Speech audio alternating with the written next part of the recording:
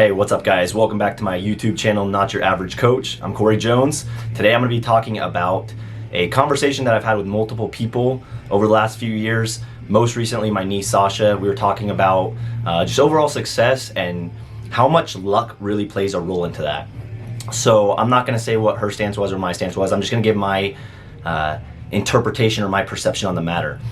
It's pretty common for people to, really discredit others, or maybe not so much discredit others, but attribute some of their success or most of their success to luck. If we're talking success in money, we could be saying that they were born into a successful family, so it was easy for them to find success. Let's say we're talking about athletes.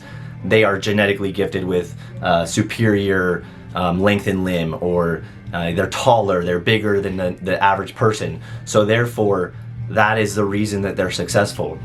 Now, my perception on this is that while yes, there are people who are born with genetic potential, or genetics that are a little bit superior than others in certain avenues of genetics, as well as people being born into a wealthy family, it's just essentially a starting point. And what I mean by that is you could be gifted the greatest gifts in the world, but unless you're willing to do something about them, they're not really going to do all that much for you. And I'll use Donald Trump in my example, and I'm not saying I'm for Trump or that Trump's the greatest, so don't go hate me on this about bringing up Donald Trump, but it was kind of like the controversial topic of him getting a small loan of $1 million. Now, most people wouldn't think $1 million is small, but when you look at what Donald Trump was gifted, and then you look at what he accomplished with that, turning $1 million into billions, regardless of what your circumstances it's very, it's exceptional. Not many people can do that. In fact, there's a fuck ton of millionaires in this country that have failed to convert $1 million into billions. So that just kind of goes to show like the magnitude of what hard work and effort will do with a lucky starting point, or I guess you could say a head start. Now, let's say we're talking about something like sports. I'm a UFC fan. I am a big fight fan. So I'm kind of, I watch and I talk about it a lot, and something that's commonly talked about is Jon Jones. If you don't know Jon Jones, he's one of the greatest fighters of all time. He's the light heavyweight champion. He's very tall and he has very long reach, meaning his arms and his legs are pretty long compared to the normal person. So there's a lot of fans out there who will attribute his success to his superior reach, not his skills, right? But if you look at some of the stuff that he's doing with his fighting, it's very evident that he's put a lot of effort into perfecting his craft, not just having that genetic potential. And if we want to go a little bit deeper into it, yeah, Jon Jones may have a reach advantage, but there's so many variables that go into fighting or success in anything in this world for that matter, that you got to take all the variables into success. And really, it really depends on the perspective you have on this. I think that being born into luck, or being born with a head start, is really a topic of perception.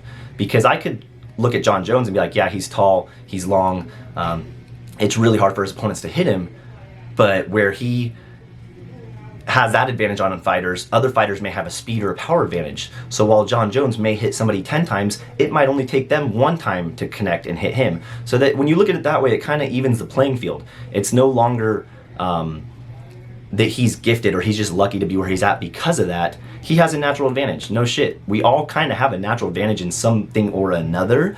Maybe we haven't exploited it yet or found it out yet, but it just goes to show you that while many may look at him as lucky for having that long reach and being very tall, you could also look at somebody else who's just very explosive and very powerful and say that they're lucky. And then you can look at somebody who has very good natural endurance and say they're lucky.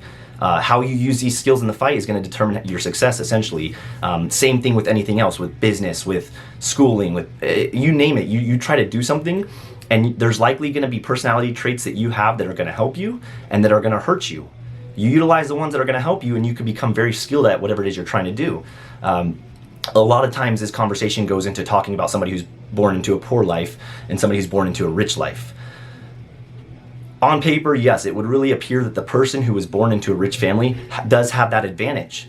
But again, it comes down to perspective, in my opinion. I view somebody who is born into a rich family, or somebody who is born into a life that really doesn't contain that much adversity and that much struggle as they grow, as being at a disadvantage, because I view that person as not learning lessons the hard way. I don't view them as somebody who's had a lot of adversity to overcome and a lot of experience under their belt. I view them as somebody who's got a great head start, and if they can do what they need to elevate it, they'll be in good hands. They'll be taken care of. But I also look at somebody who's grown up in poverty, or somebody who has grown up in maybe not the safest or the nicest neighborhood, as having an advantage from my perspective.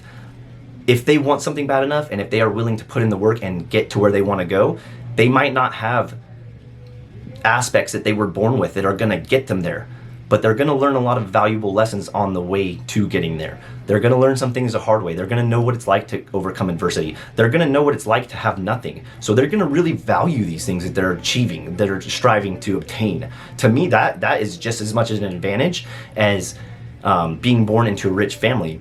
What it really comes down to is what you do with it. Your mindset, your perspective on life, how you handle things, your character, your values, integrity, all these things that create our character, and applying that to a work ethic is going to determine how successful we are at anything. So that's my perspective on this whole luck thing. And if you look at entrepreneurs, if you look at a lot of successful people who are famous and do public speaking, more often than not, they had some sort of death in the family at a young age, an alcohol problem, a drug problem. I wouldn't consider myself ultra successful, but I'm very happy with where I'm at in life right now. And I was a binge drinker for 14 years out of my life. To me, I look at that as an advantage. I have experience under my belt. I've been through some times that may not benefit most people, but with my mindset and my ability to persevere and push forward, I've been able to utilize that as experience, lessons learned in life.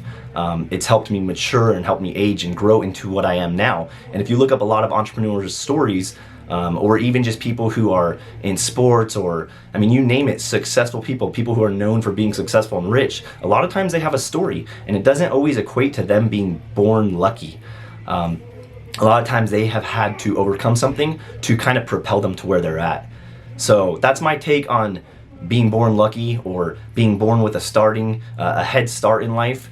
I think it comes down to perspective, how you view it. There's so many variables in this world, in this life, and there's so many variables that go into everything that we're striving to achieve, and the skills that we're trying to master in the sports and the business and the money and this and that. There's so many variables that go into that it really comes down to your own personal perspective and how you use these scenarios that we're given in life.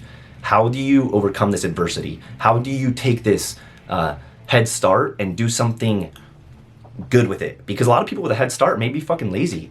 They may not know what it's like to overcome some shit in their life. They may not know what it's like to put in good, solid effort because they've been given everything their whole life.